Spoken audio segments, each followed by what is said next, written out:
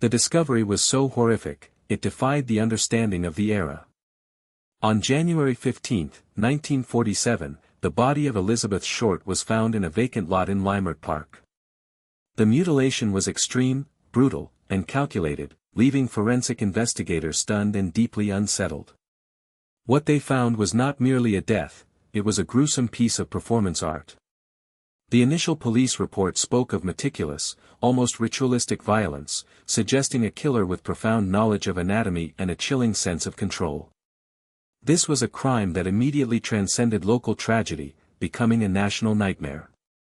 We are about to unravel the facts that led to this unprecedented. Before the horror, there was the glamour. Elizabeth Short was a young woman who arrived in Hollywood chasing the American dream. She was marketed as a siren, a beautiful face in a city obsessed with celebrity. However, the veneer of Hollywood glamour concealed a vulnerability that would prove fatal. Her life was marked by the bright lights and the anonymity of the sprawling city. When she disappeared, the initial focus was on a missing person case, far removed from the brutality that awaited her. The investigators at the LAPD were faced with two conflicting realities, a beautiful life, and a gruesome, unexplained death. How could one story? The forensic evidence at the site was overwhelming, yet confusing. The body was found severed at the waist, its limbs separated, and the mutilation was extensive. Experts struggled to categorize the attack: was it sexual, ritualistic, or purely sadistic? The level of detail suggests a killer who took time, someone who wanted the crime to be observed. The sheer violence suggested a perpetrator who felt entitled to exert absolute power over his victim. Every cut, every severed piece, became a chilling question mark for the investigators. What did the perpetrator know that allowed him to execute? The immediate police response was a whirlwind of speculation and theory. The LAPD flooded the scene, treating it as a high-profile, high-stakes puzzle. They interviewed dozens of people, from acquaintances to strangers who had seen her in the city. Initial theories ranged wildly, from a robbery gone wrong to crimes linked to underground vice. The lack of a clear motive, combined with the sheer artistic nature of the mutilation, baffled the department. The files quickly grew thicker, filled with contradictory statements and circumstantial leads. Every witness provided a fragment, but no single piece formed the complete picture. What critical piece of information? As the initial shock wore off, the investigation deepened, revealing a pattern of secrecy. Investigators began looking at Short's associates, her contacts, and the transient nature of life in Hollywood. The police quickly realized that the killer was likely operating within the shadows of the city, someone who knew how to move unseen. The focus shifted from who knew her, to who could access her. The case became less about the body, and more about the life she lived, a life full of secrets and hidden connections. These connections led the investigators to a dangerous realization: the killer was local. But which local? What? The media frenzy fueled the darkest theories. The public, starved for answers, began to assign motives: race, sexuality, class conflict. The police were forced to address these theories, trying to sift fact from sensationalist fiction. The Black Dahlia became a cultural symbol of Hollywood's dark underbelly. It forced the LAPD to confront the biases of the time, often dismissing leads based on prejudice rather than evidence. The case was not just a murder, it was a mirror reflecting the deep-seated anxieties of post-war America. How did these social pressures? Forensic science in 1947 was primitive compared to today.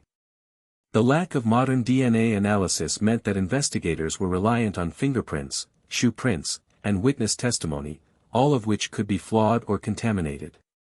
The sheer passage of time became the killer's greatest ally. Evidence degraded, memories faded.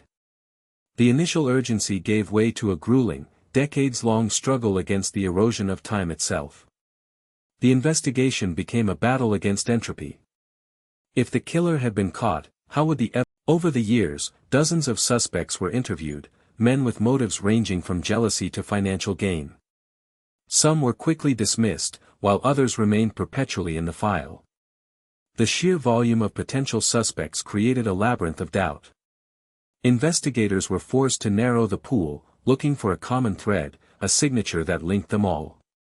Was the killer motivated by a specific type of desire, or was the violence purely random? The files kept accumulating names, but no single name ever provided the definitive, undeniable link to the crime. This left the investigators asking. The police eventually started looking for a pattern.